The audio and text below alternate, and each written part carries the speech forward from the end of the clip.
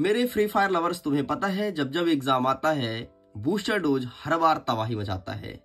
इस बार फिर से एक बार नए सिरे से लेकर के आया हूँ बूस्टर डोज वर्ष 2026, जो कि क्लास 10th के विज्ञान विषय का होने जा रहा है।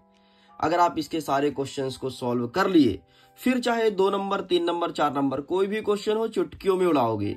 और बहुत अच्छे से प्रिपेयर कर लेना, एग्जाम हॉल में जाने से पहले मैं फिर से यही बोलूंगा। तो चलो बिना टाइम वेस्ट किए हम करते हैं वीडियो को शुरू और बूस्टर डोज के सारे क्वेश्चंस को बहुत अच्छे से देखते हैं, याद कर लेना। पहला नंबर कह रहा है कि संयोजन तथा वियोजन अभिक्रिया क्या है और इसका उदाहरण देना है। अच्छे से याद कर लेना, संयोजन क्या होता है, वियोजन क्या होता है, इसके एग्जाम्पल को ज्यादा अच्छे से याद करना। अगर एग्जाम्पल याद कर पाओगे ना तो तुमसे डेफिनेशन आसानी से बनने लगेगी, इसलिए मैं एग्जाम्पल को हाईलाइट कर रहा हूं, तो प्लीज इसे याद करिएगा। दूसरा क्वेश्चन हमारे एग्जाम का रहने वाला है कि रेडॉक्स अभिक्रिया क्या है ना, जिसमें अपचयन और उपचयन साथ में होता है, बस हाँ उसी की बात कर रहा हूं। तो ये चीज अच्छे से याद कर लेना विथ एग्जाम्पल। आगे हमारा तीसरा नंबर कहता है कि वायु में जलने से पूर्व मैग्नीशियम रिवर को साफ क्यों किया जाता है। आखिरकार क्या कारण है कि हम मैग्नीशियम रिवर को बहुत अच्छे से साफ करते हैं। नेक्स्ट हमारा क्वेश्चन कहता है कि लोहे की वस्तु में पेंट या वार्निश क्यों की जाती है। सीधे क्वेश्चन देखने को मिलेगा, है ना, कि लोहे के वस्तु में हम पेंट या वार्निश क्यों करते हैं। तो पेंट भी लिख सकता है, वार्निश भी लिख सकता है। अच्छा, मैंने तुम्हें बताना भूल गया, तुम्हारा इस बार पेपर 4 सेटों में आ रहा है। हर एक स्कूल के प्रश्न पत्र अलग अलग रहेगा, ठीक है, तो चारों सेट तुम्हें अच्छे से पढ़ना पड़ेगा। नेक्स्ट कह रहा है रासायनिक समीकरण संबंधित क्वेश्चन आएगा। हाँ, चैप्टर नंबर 1 से 4 नंबर का एक प्रश्न आएगा, जो कि रहेगा प्रश्न नंबर 22 या 23 में रहेगा, ठीक है। वो क्वेश्चन कौन सा रहेगा कि रासायनिक समीकरण से संबंधित क्वेश्चन, मतलब तुम्हें कोई इक्वेशन दे देगा 4 और बोलेगा कि इसको इक्वेशन को तुम सही करो या फिर इक्वेशन को बैलेंस करो, ऐसे क्वेश्चंस देखने को मिलेगा। प्रश्न नंबर ही बता दिया 22 से 23 में, तुम देख लेना अपने पेपर में उठा के, 22 से 23 नंबर में ही देखने को मिलेगा, ठीक है। 4 नंबर का एक प्रश्न रहेगा। नेक्स्ट कहता है कि क्लोर क्षार अभिक्रिया क्या है। 2 नंबर का क्वेश्चन बनने वाला है, क्लोर क्षार अभिक्रिया क्या है, तो अच्छे से प्रिपेयर कीजिएगा। नेक्स्ट कहता है कि पीतल एवं तांबे के बर्तन में दही एवं खट्टे पदार्थ क्यों नहीं रखना चाहिए। क्या कारण है कि हमें पीतल और तांबे के बर्तन में इन पदार्थों को नहीं रखना चाहिए, तो इसे अच्छे से याद कीजिएगा।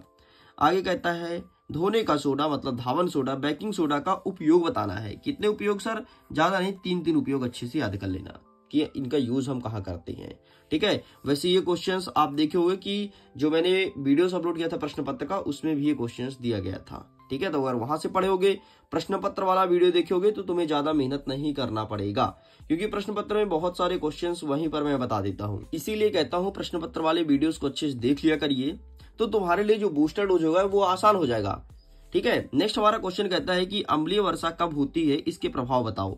तो यहाँ पर कब नहीं, अम्लीय वर्षा क्या होती होना चाहिए, ठीक है। अम्लीय वर्षा क्या होती है, इसका प्रभाव क्या पड़ता है। नेक्स्ट कहता है कि अम्ल और क्षार में अंतर स्पष्ट करो। कितने, 3 या 4, ठीक है। 4 नंबर भी पूछ सकता है, 3 नंबर में भी। अम्ल और क्षार में अंतर स्पष्ट करो। तो सारे क्वेश्चन तैयार करना है, क्योंकि 4 सेट में जितने भी क्वेश्चन आ रहे हैं वो सब मैं लिख करके लाया हूँ, ठीक। अब तुम बोलो सर हम छोड़ के तैयार कर ले, तो भाई जरूरी थोड़ी ना कि तुम्हारे सेट में यही ऊपर के 5 प्रश्न आए, नहीं, है ना, इसलिए सारे क्वेश्चन तैयार करना पड़ेगा। नेक्स्ट कहता है कि संक्षारण व संक्षारण से बचाने के उपाय। वही क्या एक क्वेश्चन था ना कि लोहे की वस्तु में पेंट या वार्निश, बस वैसे ही क्वेश्चन ये रहने वाला है, मतलब सेम क्वेश्चन है। नेक्स्ट कहता है कि धातु व अधातु में अंतर स्पष्ट कीजिए। नेक्स्ट कहता है कि संतृप्त व असंतृप्त हाइड्रोकार्बन यौगिक क्या होता है और एग्जाम्पल देना है मेरे भाई, ठीक है। तो एग्जाम्पल भी अच्छे से तैयार कीजिएगा संतृप्त और असंतृप्त का। अरे यार, जिसमें सिंगल बॉन्ड होता है उसे संतृप्त कहते हैं, जिसमें डबल या ट्रिपल बॉन्ड होता है असंतृप्त कहलाते हैं, है ना, तुमने पढ़ा होगा, मैंने पढ़ाया भी था। नेक्स्ट कहता है कि मेथेन और एथेन का इलेक्ट्रॉन बिंदु संरचना। मेथेन और एथेन का मैंने जो कल प्रश्न पत्र अपलोड किया था रात में, अगर तुमने उसको पढ़ा होगा ना तो तुम्हारा बहुत सारा काम हो जाना है, क्योंकि बहुत सारे रियल क्वेश्चंस उसमें रख दिए गए थे। आगे बढ़ता है साबुन व अपमार्जक में अंतर स्पष्ट करो। नेक्स्ट कहता है कि भोजन पाचन में लार की क्या भूमिका है। शरीर में हीमोग्लोबिन की कमी से क्या होता है ना, अगर हमारे शरीर में हीमोग्लोबिन कम हो जाए तो कौन सा परिणाम देखने को मिलेगा। नेक्स्ट कहता है चित्र याद करना है कितने, पाचन तंत्र का अच्छे से देख लेना, उत्सर्जन तंत्र का चित्र, ये 2 चित्र अच्छे से देख लेना, यही चित्र आ रहे हैं अलग अलग सेटों में। नेक्स्ट कह रहा है कि धमनी और शिरा में अंतर स्पष्ट कीजिए। हमारा नेक्स्ट क्वेश्चन कहता है कि वायवीय और अवायवीय श्वसन में अंतर स्पष्ट करना है। यहीं पर अंतिम प्रश्न कह रहा है कि जाइलम और फ्लोएम क्या होता है, इसमें अंतर तारा है। ये रहेगा प्रश्न 3 नंबर का। ठीक है, तो 3 अंतर हमें यहां से तैयार करना है। चलो कुछ क्वेश्चंस और बचे हैं, लगभग हमारे क्वेश्चंस कंप्लीट हो गए हैं हमारा जो सिलेबस था उसके अकॉर्डिंग। नेक्स्ट कहता है कि रक्त एवं लसिका में अंतर स्पष्ट कीजिए। कितने सर? 4। ठीक है, रक्त और लसिका में अंतर स्पष्ट कीजिए 4। चित्र देख लीजिएगा, कुछ और चित्र रहेंगे। तंत्रिका तंत्र कोशिका का चित्र, मस्तिष्क का और प्रतिवर्ती क्रिया। प्रतिवर्ती क्रिया घोट के पी जाना, मैं कह रहा हूं फाड़ के जिस पेज में है प्रतिवर्ती क्रिया उसको लपट जाना। सब सेट में आ रहा है भाई, सब सेट में प्रतिवर्ती क्रिया। आगे कहते हैं मस्तिष्क के 4 कार्य बताओ। ठीक है, मस्तिष्क के क्या कार्य होते हैं, प्रश्न रहेगा 2 नंबर का। तो 4 तुमको याद करना है, बाकी लिखना 2 ही है। फिर बोलोगे सर 4 क्यों, 2 याद कर लेते हैं। अरे यार एग्जाम में इंसान भूल जाता है। ठीक है, इसलिए कहता हूं 4 पढ़ लेना। नेक्स्ट कहता है पुनरुद्भवन, कायिक प्रवर्धन, ऋतुस्राव किसे कहते हैं। मतलब पुनरुद्भवन क्या है, कायिक प्रवर्धन क्या है और ऋतुस्राव किसे कहते हैं। ठीक है, इसमें ज्यादा हाईलाइट करना है, अलग अलग सेटों में पुनरुद्भवन और कायिक प्रवर्धन। ऋतुस्राव एक सेट में ही देखने को मिलेगा। चलो, पुष्प के अनप्रस्थ काट का चित्र, रट मारना भाई। पुष्प के अनप्रस्थ काट का चित्र आपको अच्छे से याद करना है। नेक्स्ट कहता है कि स्वपरागण एवं परपरागण में अंतर स्पष्ट कीजिए। 3 याद करना है। स्वपरागण और परपरागण में 3 अंतर अच्छे से याद करना है। नेक्स्ट कहता है कि अवतल और उत्तल और समतल दर्पण का यूज कहाँ होता है। ठीक है, ये चीज आपको देखना है। लो भैया पेन भी खत्म हो गया, कोई बात नहीं। अच्छा, गणितीय प्रश्न एक आ रहा है, किस पार्ट से आ रहा है, लेंस वाले पार्ट से आ रहा है। लेंस का जो पार्ट है ना वहां देख लेना, गणितीय प्रश्न देखने को मिलेगा। सभी सेट में आ रहा है और कुछ सेट में आ रहा है दर्पण वाले पार्ट से।